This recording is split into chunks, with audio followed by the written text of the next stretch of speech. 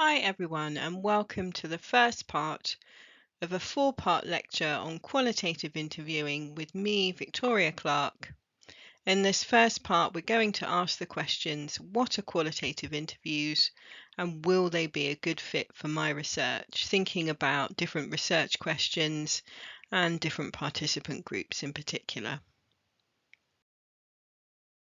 Feel free to skip over this slide because no doubt you will have heard this before if you've been listening to other online lectures. These slides are from a collaboration between Virginia Braun, pictured on the left, me, Victoria Clark, pictured in the middle, and Nikki Hayfield, pictured on the right, a collaboration focused on creating online teaching and learning resources for qualitative methods. To give you an overview of the topic, we're going to explore different types of research interviews, so that classic distinction between structured, semi-structured and unstructured, and trouble that distinction somewhat. We're going to explore when interviews are suitable to use in qualitative research, so looking at different types of research question and participant groups and so on. We'll look at good practice for designing interview guides, and we'll consider how to prepare for interviews and how to get the most out of them. We'll look at some of the advantages and disadvantages of qualitative interviews, and we'll explore other possibilities for interview research beyond conventional in-person, one-on-one seated interviews. So that description will give you a sense of what some of the other possibilities are. Interviewing more than one person, walking and talking rather than sitting down, and so on, and virtual forms of interviewing. And we'll also consider some of the complexities of transcribing audio data into textual form, just to emphasize that the fourth part of this topic focused on transcription is optional. You may find it useful to work through this lecture, particularly if you're planning to use interviewing in your dissertation or your thesis research. It might be something that you want to revisit when you're starting to transcribe your data, but it's not necessary that you complete it for the assessment on this module. So to overview the four parts of this lecture, first part, what are qualitative interviews and will they be a good fit for my research? In part two, we're focused on the practicalities of how you go about designing interview guides and how you prepare for interviews to get the most out of them. In part three, we'll look at other possibilities for interviewing, and we'll also have some exercises for reflecting on practice. And then in the optional part four, we'll focus on transcription. So let's get stuck into interviews. Interviews are by far and away the most common method in qualitative research. They're often described as the default method, and sometimes it can seem that qualitative researchers struggle to think beyond interviews. Although we talk about interviewing as if it's one thing, there are lots of different approaches to interviewing in qualitative research. Feminist approaches, active interviewing, narrative interviewing, and biographical interviewing. We often see a very common distinction being made between structured, semi-structured, and unstructured interviews. So structured interviews are common in clinical or quantitative research. They're a standardized process with standardized questions, standardized question order, and so on. Semi-structured and unstructured, we see more in qualitative research. We don't tend to see these in quantitative research because they don't have the structure and the consistency that's necessary for quantitative research methods.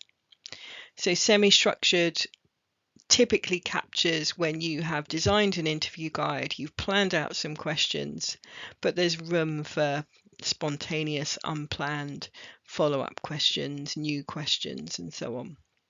And most qualitative research will use this semi-structured approach. Unstructured, sometimes referred to as narrative interviews, are also used in qualitative research, and this is where the interviewer has less of a predetermined agenda. They have some topics that they want to talk about, but they don't have specific questions that they want to ask the participants. So these can be seen as more participant-led in a way.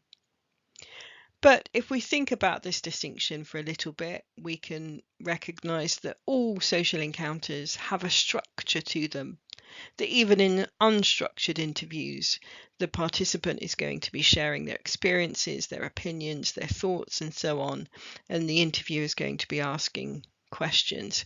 So some qualitative researchers have moved away from this kind of classic textbook tripartite model of interviewing and instead make a distinction between standardized interviews where the ideal interviewer is a robot, so favored in quantitative research, same questions, same order, and then qualitative interviews where the interviewer is seen as a subjective kind of messy human. They might have some planned questions, they might just have some planned topics, and there isn't really a distinction made between the semi-structured and the unstructured.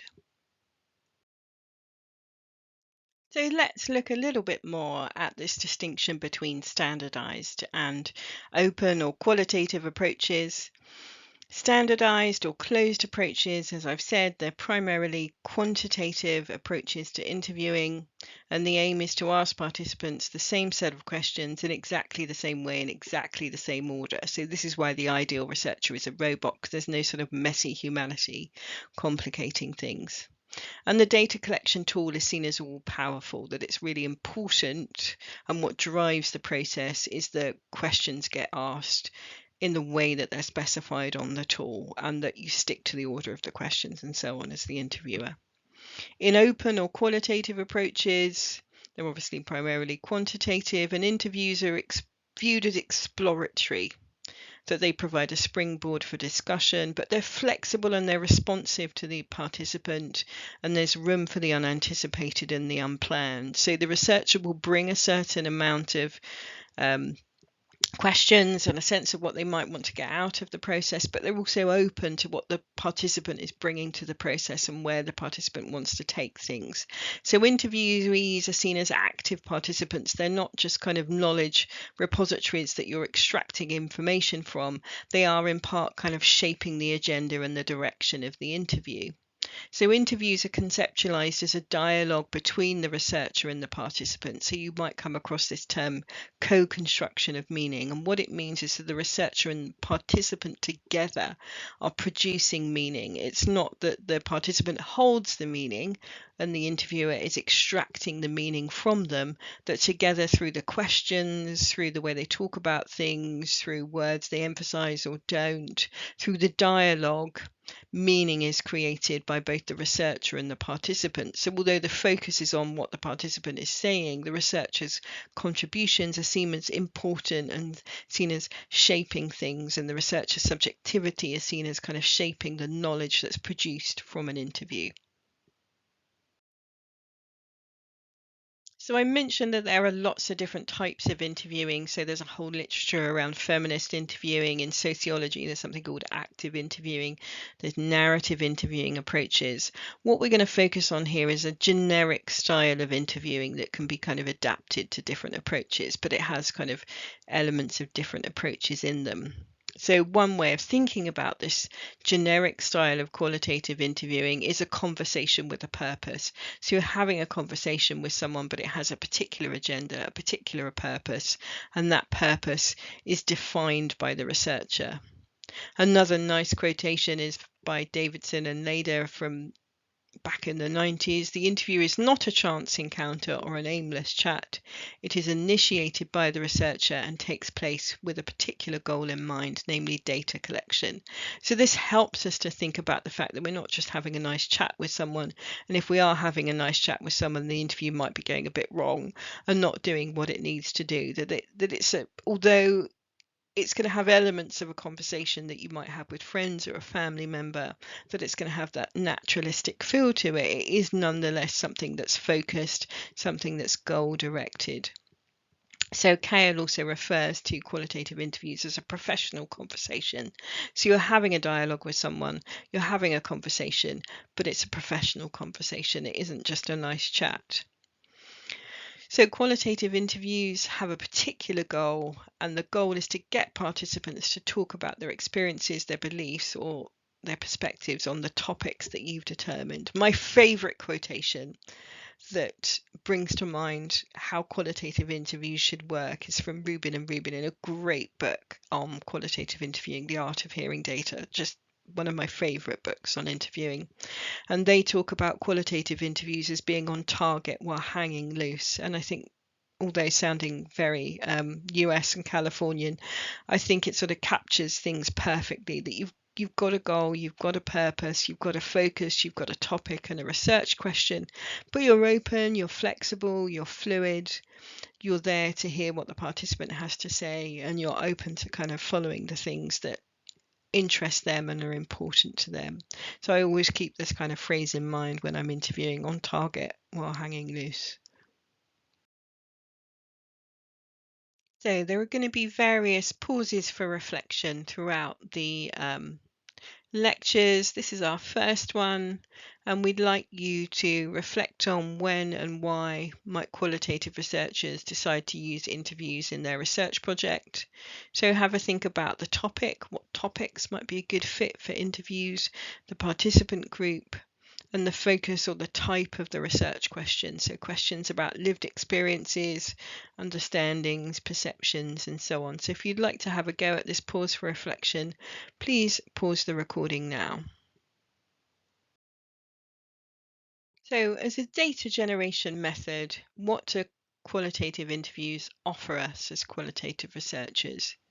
So they're an opportunity for gathering in-depth responses from individual or sometimes couple or groups of participants, and hopefully rich data to address research questions. It's important to note that interviews aren't inherently rich, that they rely on having participants who want to share and reflect on their experiences, and also to a certain extent on our skills as interviewers as well. So we want good interviews, not bad interviews, and good interviews provide us rich, kind of complex data where participants provide elaborated accounts rather than just saying yes or no or saying very little.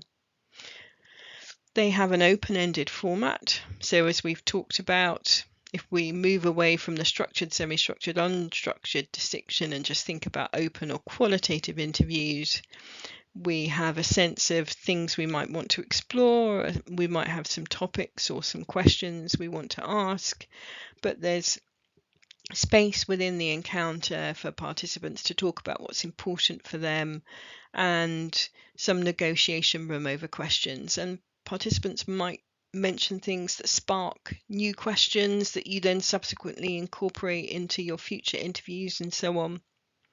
And there's a possibility of exploring complexity and contradiction. So because you're sitting face to face with someone, because you can probe, because you can follow up, you can really kind of drill down into their understanding and their sense making.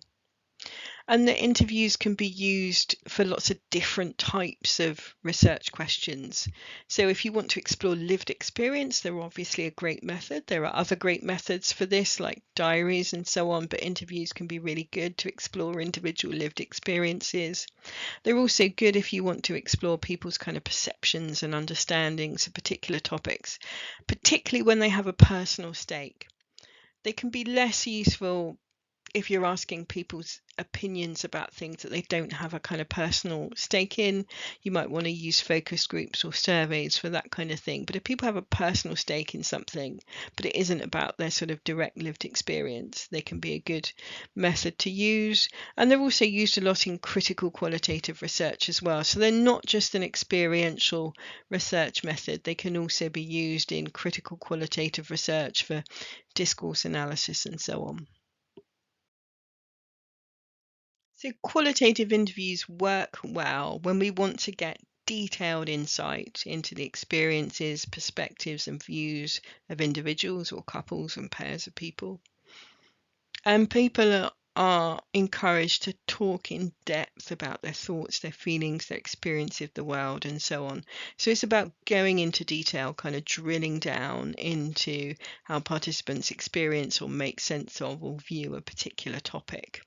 So you'd anticipate a discussion depending on the participant group, kind of lasting around an hour. So if you don't need that depth from individual participants, then you might want to consider other methods. So this is a quotation from Britain back in the 90s. I would differ with some of what they're saying, but they're saying in qualitative research interviews, the aim is to discover the interviewee's own framework of meanings, and the research task is to avoid imposing the researcher's structures and assumptions as far as possible. The researcher needs to remain open to the possibility that the concepts that emerge may be very different from those that might have been predicted at the outset. So I think what this quotation is useful for is reminding us that we might go into research with a whole set of assumptions about how people experience things. If we're focusing on something that touches on an aspect of our own lived experience or the lived experience of someone we love or know well, then we might have particular assumptions, but that these can be shattered and kind of taken apart in the process of doing interviews, because we find out that people experience and make sense of things very differently. So it's a good reminder that in interviews we need to prepare, we need to plan, we need to have an idea of what we want to explore, but we also need to be open to the unanticipated. So, in thinking about whether qualitative interviews will be a good fit for your research, here's some questions to work through. So, do you have a general idea of the types of questions you want to ask participants? Do you have a sense of the broad areas that you want people to discuss? So, not necessarily the specific wording of questions, but do you have a sense of what it is you want to explore with people? And are you interested in things that participants think are important that you might not have anticipated? So if you know exactly what you want to ask people and there's no wiggle room in that, and you don't want to hear about things that you haven't anticipated, interviews are probably not the way you want to go. Do the questions you want to ask participants require detailed answers? This is a really important one to reflect on, because I think because of the default status of interviews, people often go to interviews, whatever they're doing, whatever they want to ask people about. But it might be that interviews aren't appropriate because you don't actually need that much data from individual participants. You've only got one or two questions you want to ask them, and you don't necessarily need incredibly detailed answers, in which case an online qualitative survey would be an ideal method to use.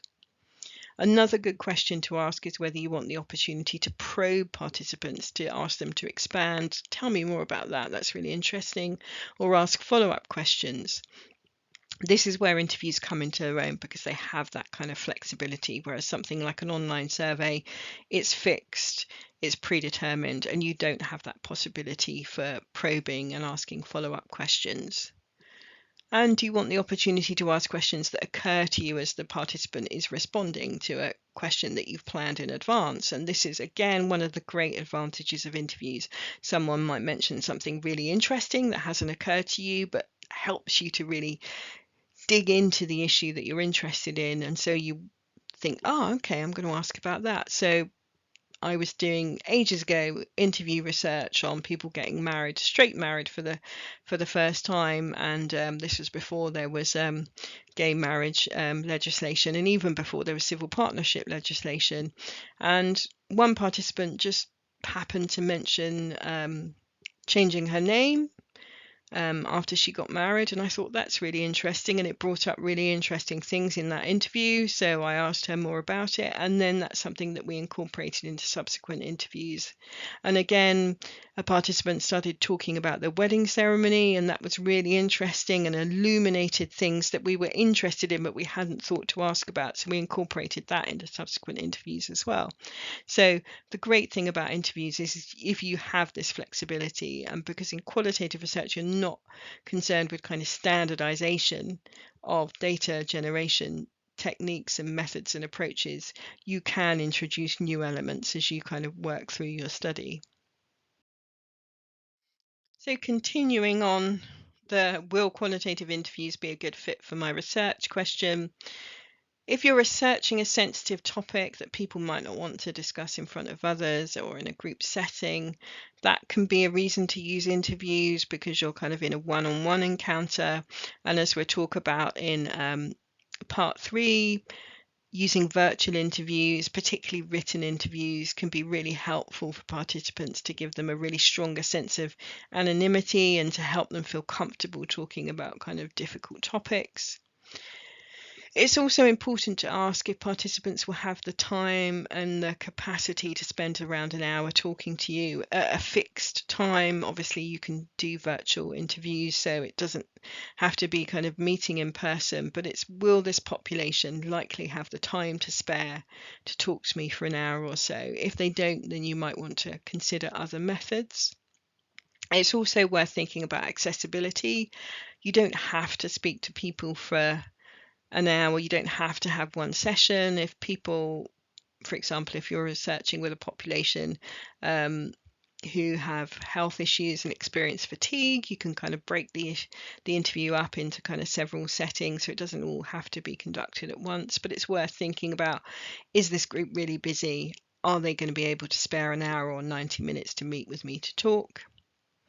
Another good thing to think about is if you're interested in individual perspectives and experiences. This might sound obvious, but the thing that you're interested in might be something that makes more sense to explore in a group setting rather than talking to people kind of one-on-one.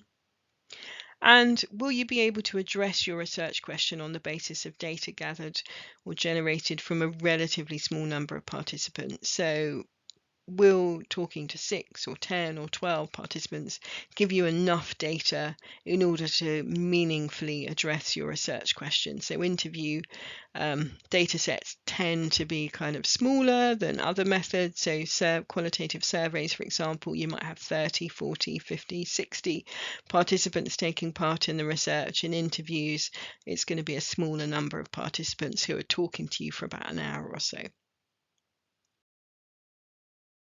So, just to give you a brief example of an interview study, this is a study by Matthews and colleagues where they used interviews to explore bisexual fathers' experiences of managing their bisexuality and their role as a father. And they interviewed 24 bisexual fathers in Europe and North America.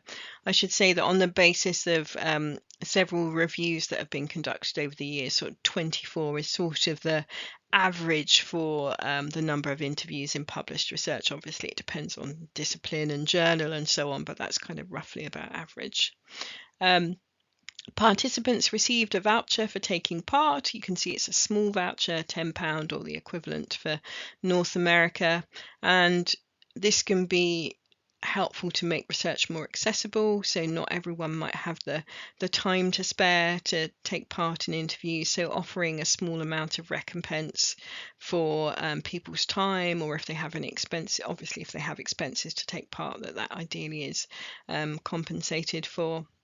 And participants were interviewed over video call, Teams, Skype, Zoom, and so on. Interviews are becoming incredibly prevalent, particularly since the pandemic.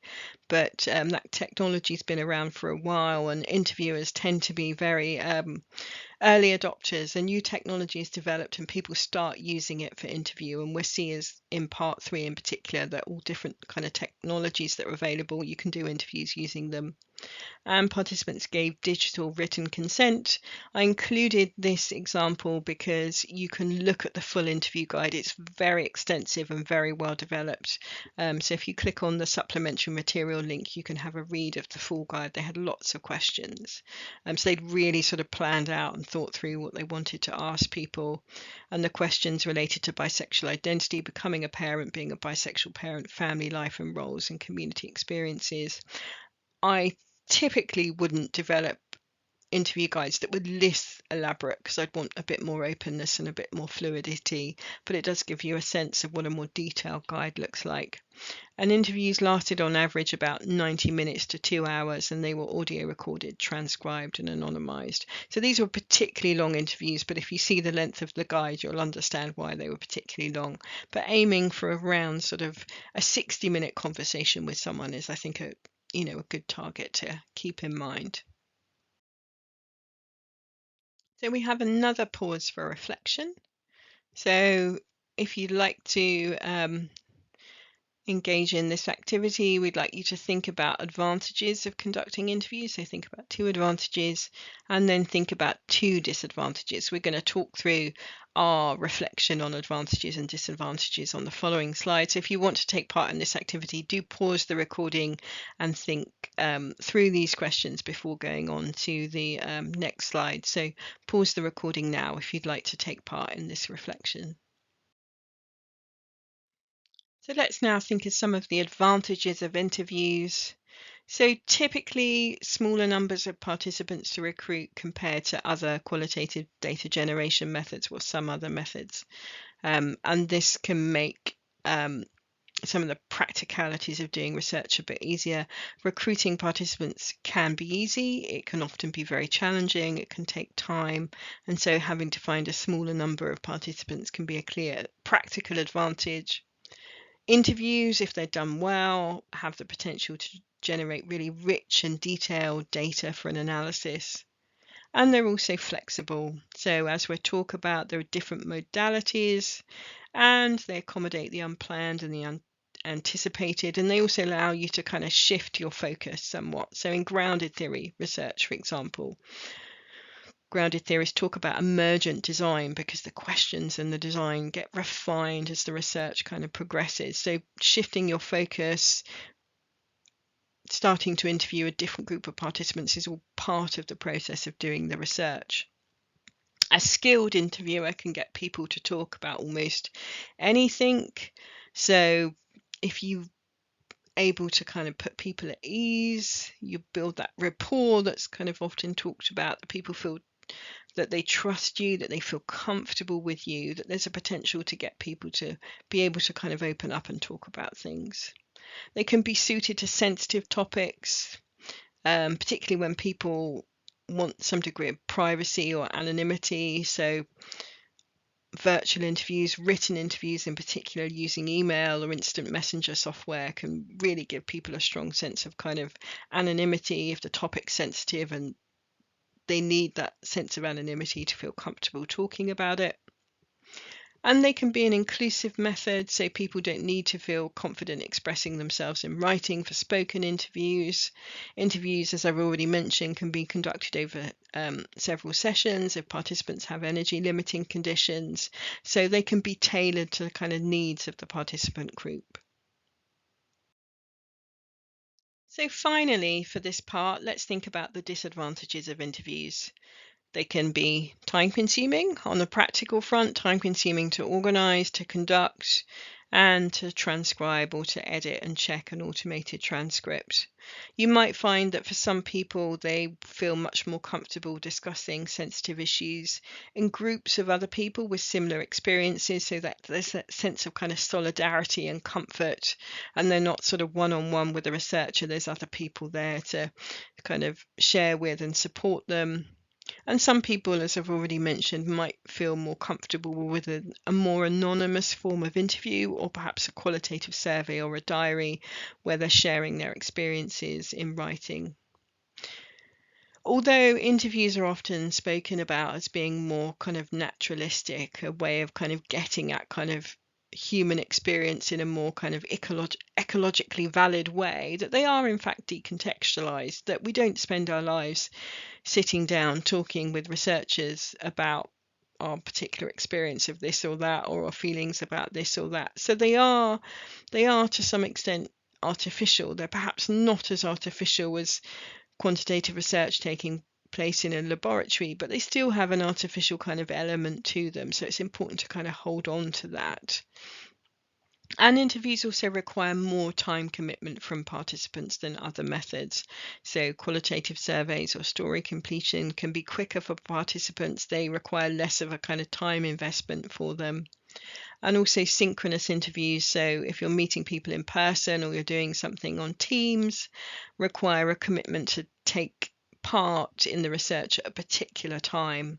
So that sort of flexibility isn't there that there can be with other interview modalities and also with other methods as well. So qualitative surveys obviously have maximum kind of flexibility because people can complete them at night, they can complete them over several sessions and so on. So here's slide one of references for this part of the lecture, and slide two of the references for this part of the lecture.